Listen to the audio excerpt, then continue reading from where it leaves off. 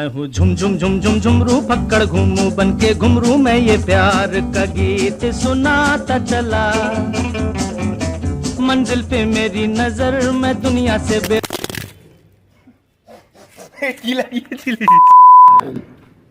तो जनाब सफ़र लंबा है और वक्त कम है तो रुकने का कोई गुंजाइश भी नहीं है।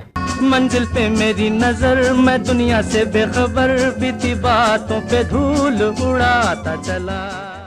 So I'm back again. It's such a great time to be alive. Let's try to make most out of it by tonight. हाँ भाई आ जाओ सभी लोग आ जाओ। तो आज की इस वीडियो में हम आपसे बात करने वाले हैं the side effects of being a topper. Okay, so here's the thing. This is gonna be a full-fledged vlog depending upon your perspective. You can either be like कि साले को इतना मार्क्स मिला है और इसके बाद भी ये चूजे जैसी बात कर रहे हैं, और you can be like चूजा. So here's the thing guys, मुझे ठीक ठाक से नंबर मिले हैं 95.2% to be precise. Well, in my defense, I am from general category. अब तो even out हो गया. तो ड्यू टू सम रीजंस मेरा ये नंबर स्कूल में हाईएस्ट आया है. So for that my school posted my photo along with 9 more other students' photo who are from my batch and circulated it amongst all the school groups that there exist. आप पता है जमकर गालियां पड़ी है, पर अभी स्टोरी पे आओ. My dad was happy for some reasons. Maybe he liked the poster that they made or the graphic designer of the school, or maybe he was just satisfied with my marks, but I am still skeptical about it. So what he did was took that poster that was shared to his WhatsApp and posted it in his Facebook. So this is the cute little damage that he did. By damage I mean this. इसका मतलब नहीं समझे? Okay रुको मैं समझाता हूँ internet वाली style में. क्वीन भाई म्यूजिक लगाओ.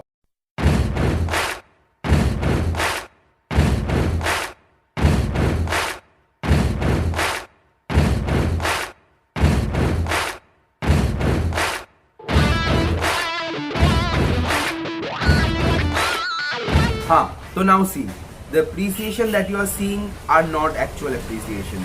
They are expectations quoted with appreciation. आओ समझाता हूँ. देखो जो लोग कमेंट्स कर रहे हैं those are high people. Those are high caliber folks, from school principals, teachers to administrative officers, ex-administrative officers, judges and whatnot. Now the fact that I have got a good enough score, people have started assuming that I'm going for engineering or medical. But you know our little secret, right? So अब उनके साथ बात करते करते मेरे dad ने एक चीज बोल दिया. Now to quote him exactly, this is what he said. He will qualify NEET. It is only then I will allow him to go for English honors. So this was the unwritten deal that I signed, but I had no clue of. तो भाई अब क्या ही कर सकते हैं. दिन में तो 3-4 लोड़े वैसे भी लगते थे, इस बार थोड़े बड़े किस्म के लग गए. हम मैनेजर आदमी हैं, कुछ मैनेज कर लेंगे, टेंशन की कोई बात नहीं है. और टेंशन से याद आया, बहुत सारे लोग इंटरनेट पे और कुछ लोग मेरे अड़ोस पड़ोस में कह रहे थे कि हमारे समय में तो एग्जाम दे के पास करते थे, हमारे समय तो जाके एग्जाम देना पड़ता था, हमें तो एग्जाम देना पड़ता था, हमें तो मार्क्स भी नहीं दिए जाते थे, तुम्हें देखो कितने सारे मार्क्स मिल रहे हैं, हमारे समय कुछ नहीं मिलता था. तो आदरणीय भोसड़ी वालों सुनो, we never asked this corona shit to ever happen. We never wanted our last school year to get wasted like this. We never wanted to do online classes. यार ये आखिरी वाला सरासर झूठ था. 8-9 महीने ऐसे घर पे बिताने के बाद भाई थोड़ा कंफर्टेबल सा हो गया था, लाइफ में एक अलग ही डायमेंशन खुल गया था. So no, I still opt for online classes. That wouldn't have happened if सरकार इतना incompetent नहीं होता. अगर 3-4 महीने में इस कोरोना को निपट लेता तो we wouldn't have to face this thing.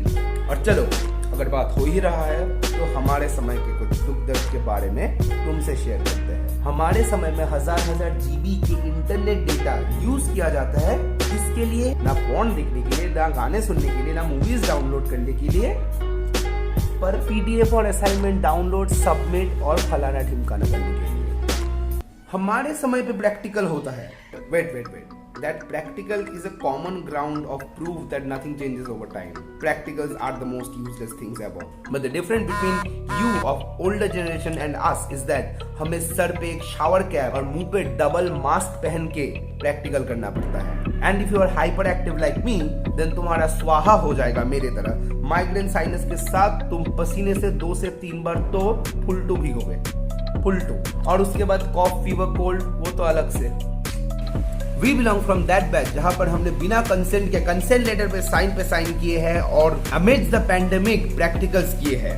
We belong from that batch जिन्होंने अपने पेरेंट्स को, अपने घर वाले, अपने रिश्तेदार, अपने चहीते वाले दोस्त को खोए हैं in multiple numbers and yet we had to sit for exams. We belong from that batch जहां पर हमने प्री बोर्ड्स मिस किए हैं कोविड के वजह से and we did not even have the scope to sit for a retest and our marks were uploaded.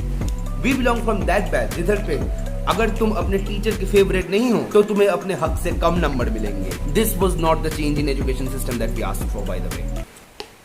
दोस्तों, हमारे समय तुम्हारे समय करके चुतियाप करना बंद करो और ये बात समझो, हमें बहुत मार्क्स मिले हैं, हमें भी पता है, सबको पता है. And the fact that it made it more difficult for us to get admitted in some universities or colleges, despite the fact that we scored so much, is the real loophole that you should be talking about. ज्यादा number देने से पहले ज्यादा सीटें बनाओ. तो हमारे समय पे एक चाटा लगाऊंगा साले. कुछ नहीं बदला है. At your time the system was incompetent just like it is incompetent even today. And that's what is true.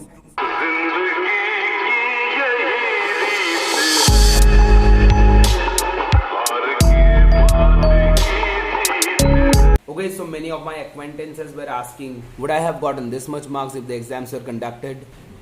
I guess we'll never know.